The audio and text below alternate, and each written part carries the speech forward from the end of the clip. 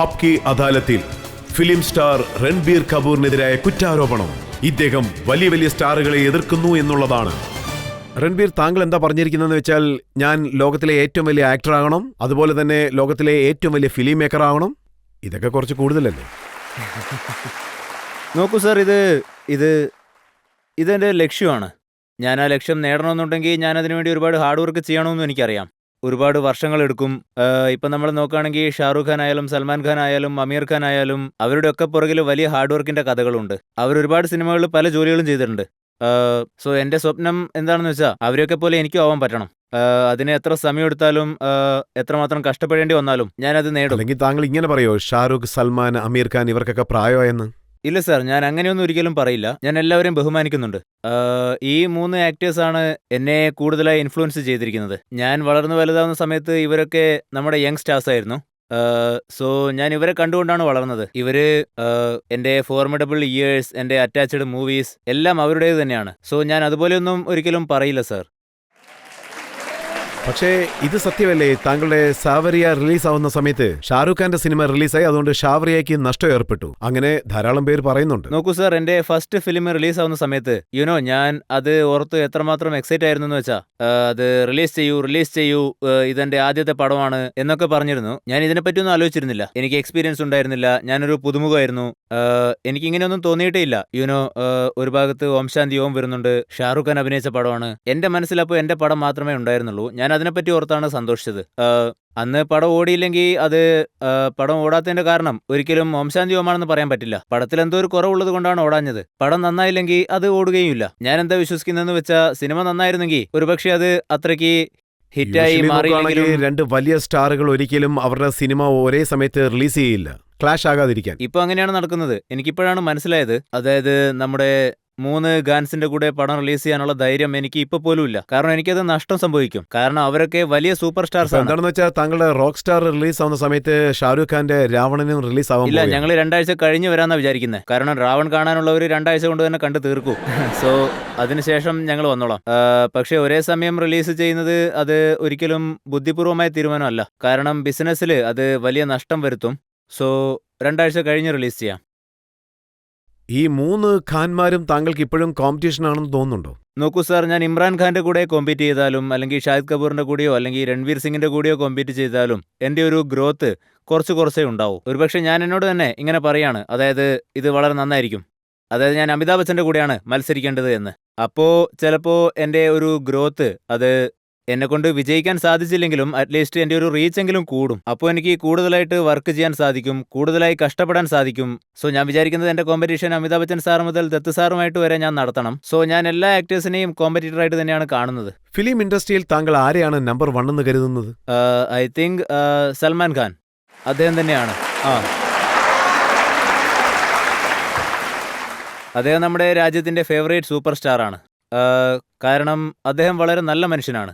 അദ്ദേഹം ഒരു വളരെ നല്ല ഹ്യൂമൻ ബീങ് ആണ്, ഒരു നല്ല മനുഷ്യനാണ്. ആസ് ആൻ ആക്ടർ അദ്ദേഹം നല്ലതാണ്. The kind of friendships that he has, അദ്ദേഹത്തിന്റെ ഫാമിലിയെ എങ്ങനെയാണ് നോക്കുന്നത് എന്ന് വെച്ചാൽ അദ്ദേഹം ശരിക്കും ഒരു മഹാനായ മനുഷ്യനാണ്. പിന്നെ അദ്ദേഹം അത്രയും നല്ലൊരു മനുഷ്യനായതുകൊണ്ടാണ് ആളുകൾ അദ്ദേഹത്തെ അത്രയധികം ആരാധിക്കുന്നതും. എന്തെങ്കിലും അദ്ദേഹത്തിനോടൊപ്പം സിനിമ ചെയ്യാനുള്ള സന്ദർഭം കിട്ടിയാൽ ചെയ്യൂ? തീർച്ചയായിട്ടും ഞാൻ ചെയ്യും. പക്ഷെ അതിനു മുന്നേ ഞാൻ പ്രിപ്പയർ ചെയ്യണം. കാരണം ലക്ഷ്മണന്റെ റോളായിരിക്കും എനിക്ക് ചെയ്യേണ്ടി വരിക. അദ്ദേഹമായിരിക്കും തീർച്ചയായിട്ടും രാമൻ. പക്ഷേ അഫ്കോഴ്സ് എനിക്ക് പുതുതായിട്ട് എന്തെങ്കിലും പഠിക്കാൻ പറ്റും. ഞാൻ എല്ലാ ആക്ടേഴ്സിന്റെ കൂടെയും വർക്ക് ചെയ്യാൻ ആഗ്രഹിക്കുന്നുണ്ട്. ഞാനൊരു പ്രാവശ്യം വായിച്ചിരുന്നു താങ്കൾ ഷാരൂഖ് ഖാനൊപ്പം സിനിമ ചെയ്യാൻ വിമുഖത. അങ്ങനെയൊന്നുമില്ല. നോക്കൂ, ഒരു ഇൻഡിവിജ്വൽ ആക്ടർ എന്ന നിലയിൽ എനിക്കും സ്വാതന്ത്ര്യമുണ്ട്. ഒരു കാര്യം എനിക്ക് ഇഷ്ടപ്പെട്ടാലും ഇഷ്ടപ്പെട്ടില്ലെങ്കിലും അതിനെപ്പറ്റി തുറന്ന് പറയാൻ സാധിക്കണം. ഒരുപക്ഷെ എനിക്ക് ഏതെങ്കിലും ഒരു സ്ക്രിപ്റ്റ് തരികയാണെങ്കിൽ അതിൽ ചിലപ്പോൾ ഒരു എക്സ് ആക്ടർ ഉണ്ടാവാം, അതുപോലെ ഒരു വൈ ആക്ടർ ഉണ്ടാവാം. പക്ഷേ എനിക്കതിൽ എൻ്റെ റോൾ ഇഷ്ടപ്പെട്ടില്ലെങ്കിൽ ഞാൻ ആ പടം ചെയ്യില്ല. അതിന് എക്സും വൈയോ അല്ല കാരണം. എൻ്റെ റോൾ ഇഷ്ടപ്പെട്ടില്ലെങ്കിൽ ഞാനത് ചെയ്യില്ല. പക്ഷേ അങ്ങനെയൊന്നും ഉണ്ടായിട്ടില്ല. എനിക്ക് ഷാറൂഖ് ഖാന്റെ പടത്തിൽ നിന്ന് ഒരു ഓഫറും ഇതുവരെ കിട്ടിയിട്ടില്ല. പക്ഷേ അങ്ങനെ ഒരു അവസരം കിട്ടിയാൽ ഞാൻ ഉറപ്പായിട്ടും അഭിനയിക്കാൻ ശ്രമിക്കും. പിന്നെ അമീർ ഖാനൊപ്പവും ക്ലാഷ് ആകാനുള്ള സാധ്യതയുണ്ട്. ഞാൻ എന്താ വായിച്ചെന്ന് വെച്ചാൽ, കിഷോർ കുമാറിന്റെ ലൈഫ് വെച്ച് 2 സിനിമ എടുക്കുന്നുണ്ട്. ഒരു സിനിമയിൽ രൺബീർ കപൂറും മറ്റൊരു സിനിമയിൽ അമീർ ഖാനും. ഇല്ല, സത്യത്തിൽ അതൊരു മണ്ടത്തരമാണ്. അത് ആരുടെ മണ്ടത്തരമാണ്? എൻ്റെ തന്നെയാണ്. പക്ഷേ എനിക്ക് കിഷോർ കുമാറിന്റെ സ്ക്രിപ്റ്റ് കിട്ടി. പക്ഷേ UTV എന്താ പറയുന്നതെന്ന് വെച്ചാൽ അവർക്ക് എൻ്റെ കൂടെ സിനിമ ചെയ്യണമെന്ന്. പക്ഷേ ഞാനാകെ പേടിച്ചിരുന്നു. കാരണം കിഷോർ കുമാർ ഹിന്ദി സിനിമാ ലോകത്തെ ഒരു വലിയ പേഴ്സണാലിറ്റിയാണ്. സോ എനിക്ക് പേടി തോന്നി. അതായത് എനിക്ക് ഈ പ്രായത്തിൽ അദ്ദേഹത്തെ പറ്റി മനസ്സിലാകുമോ? കാരണം കിഷോർ കുമാർ ഒരു ജീനിയസ് ആയിരുന്നു. പിന്നെ അമീർ ഖാനെ പറ്റി പറയുകയാണെങ്കിൽ അദ്ദേഹം ഈ സിനിമ ചെയ്യുമെന്ന് എനിക്കറിയില്ല. പക്ഷേ അദ്ദേഹത്തോടും ഇതിനെപ്പറ്റി ചോദിച്ചു. അദ്ദേഹത്തോട് പെർമിഷനും ചോദിച്ചു, നിങ്ങൾ ഈ സിനിമ ചെയ്യുന്നില്ലെങ്കിൽ ഞങ്ങൾ ചെയ്തോട്ടെ എന്ന്. അദ്ദേഹം പറഞ്ഞത് അദ്ദേഹം ചെയ്യുന്നില്ല എന്നാണ്. ശരി, ഞാനിത് അംഗീകരിക്കുന്നു. ഒരുപക്ഷെ അത് അമീർ ഖാൻ ആകാം, അല്ലെങ്കിൽ സൽമാൻ ഖാൻ ആകാം, അല്ലെങ്കിൽ ഷാരൂഖ് ഖാൻ ആയിക്കോട്ടെ. അവരോടൊപ്പം താങ്കൾക്ക് ഒരു കോമ്പറ്റീഷനും ഇല്ല. പക്ഷേ ഒരു ആക്ടർ ഇമ്രാൻ ഹാഷ്മിയോടൊപ്പം താങ്കൾക്ക് വലിയൊരു മത്സരമാണെന്ന് കേട്ടു. എന്താണ് എഴുതിയിരിക്കുന്നത് വെച്ചാൽ ഇമ്രാൻ ഹാഷ്മിയോടൊപ്പം, റെക്കോർഡാണോ? അതെ, കിസ്സിംഗ് കിങ്ങിന്റെ റെക്കോർഡ് ഇപ്പോൾ സീരിയൽ കിസറായിട്ട് താങ്കൾ മാറ്റിയിരിക്കുകയാണ്. അങ്ങനെയൊക്കെ സംഭവിച്ചു. കാരണം വലിയ ലിസ്റ്റ് തന്നെയുണ്ട്. അഞ്ജാന അഞ്ജാനിയില്, രാജ്നീതിയില് പ്രിയങ്ക ചോപ്രയോടൊപ്പം, അമേരിക്കൻ ആക്ട്രസായ സാറ തോംസണൊപ്പം, ഇപ്പോൾ റോക്ക് സ്റ്റാറിൽ വീണ്ടും കിസ്സിംഗ് സീനുകളുണ്ട്, അതും നർഗീസിന്റെ കൂടെ. അതെ സർ. ഇത് താങ്കളുടെ നിർബന്ധം കൊണ്ടാണോ അതോ കഥയിൽ അങ്ങനെയല്ല സർ.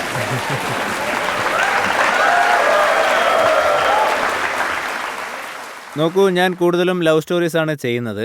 സോ ഇന്നത്തെ നമ്മുടെ ഈ ജനറേഷൻ, ലവ് സ്റ്റോറീസ് മറ്റുള്ളവരും ചെയ്യുന്നുണ്ടല്ലോ. I know sir. പക്ഷേ നമ്മുടെ ഈ യങ് ജനറേഷൻ അവരുടെ ലവൊക്കെ കുറച്ച് പ്രോഗ്രസ് ആയി. മുന്നെയൊക്കെ ഇങ്ങനെയുള്ള സീൻസൊക്കെ കാണിക്കുന്നത് അത് കുറച്ച് എംബാരസിങ് ആയിരുന്നു. കാരണം ഫാമിലി ഓഡിയൻസിന് അത് അത്ര ഇഷ്ടപ്പെടില്ലല്ലോ. പിന്നെ ഞാൻ ഒരിക്കലും പറയാറില്ല കിസ്സിങ് സീൻ ആഡ് ചെയ്യണമെന്നൊന്നും. അവരെ കിസ് ചെയ്യണം, ഇവരെ കിസ് ചെയ്യണം എന്നൊന്നും ഞാൻ പറയാറില്ല. ഞാൻ സെറ്റിലേക്ക് പോകും, അപ്പോൾ അവർ പറയും ഇന്ന് ഈ ഒരു സീനുണ്ട്, ഞാനത് വായിക്കും, അതങ്ങനെ ഒരു സീനായിരിക്കും. പക്ഷേ ഞാനൊരിക്കലും ഇന്ന് കിസ്സിങ് സീൻ ഉണ്ടല്ലോ എന്നോർത്ത് സന്തോഷിക്കാറില്ല. അങ്ങനെയൊന്നും ഒരിക്കലും ഉണ്ടായിട്ടില്ല. പക്ഷേ യുനോ നമ്മൾ അങ്ങനെ ഒരു സീന് അഭിനയിക്കുമ്പോൾ അത് ഒരിക്കലും ഒരു കിസ്സിങ് ചെയ്യുന്നത് പോലെ തോന്നില്ല. കാരണം നമുക്ക് ചുറ്റും 100 പേരുണ്ടാവും, പിന്നെ ഒരു ക്യാമറ ഉണ്ടാവും, ലൈറ്റ് ഉണ്ടാവും, ഒരു ഭാഗത്ത് ആരെങ്കിലും ഉറങ്ങുന്നുണ്ടാവും, 2 പേര് ഈ ഭാഗത്തിരുന്ന് ഡിസ്കസ് ചെയ്യുന്നുണ്ടാവും, പിന്നെ ആരെങ്കിലും സംസാരിക്കുന്നുണ്ടാവും. സോ ആ സീനൊക്കെ മെക്കാനിക്കലായിരിക്കും, ടെക്നിക്കൽ സീൻസ്, ഈ ആക്ഷൻ സീനൊക്കെ പോലെ. സത്യത്തിൽ ഈ കിസ്സിങ് സീനും ആക്ഷൻ സീന് പോലെ തന്നെയാ. കാരണം അതിന്റെ പുറകിലും ഒരുപാട് ടെക്നിക്കലായിട്ടുള്ള ഘടകങ്ങളുണ്ട്. അതായത് ഈ ലൈറ്റ് എവിടെ നിന്ന് വരണം, ഒരുപക്ഷെ നമ്മൾ അവരുടെ ഫേസിന്റെ അടുത്തേക്ക് പോയാൽ ചിലപ്പോൾ ആ ലൈറ്റ് കട്ടാവും. സോ യുനോ ഇങ്ങനെയൊക്കെ ഉള്ളപ്പോൾ നമുക്കൊരിക്കലും അതൊരു കിസ്സിംഗ് സീനായിട്ട് അനുഭവപ്പെടില്ല. താങ്കൾ റീടേക്ക് എടുക്കും.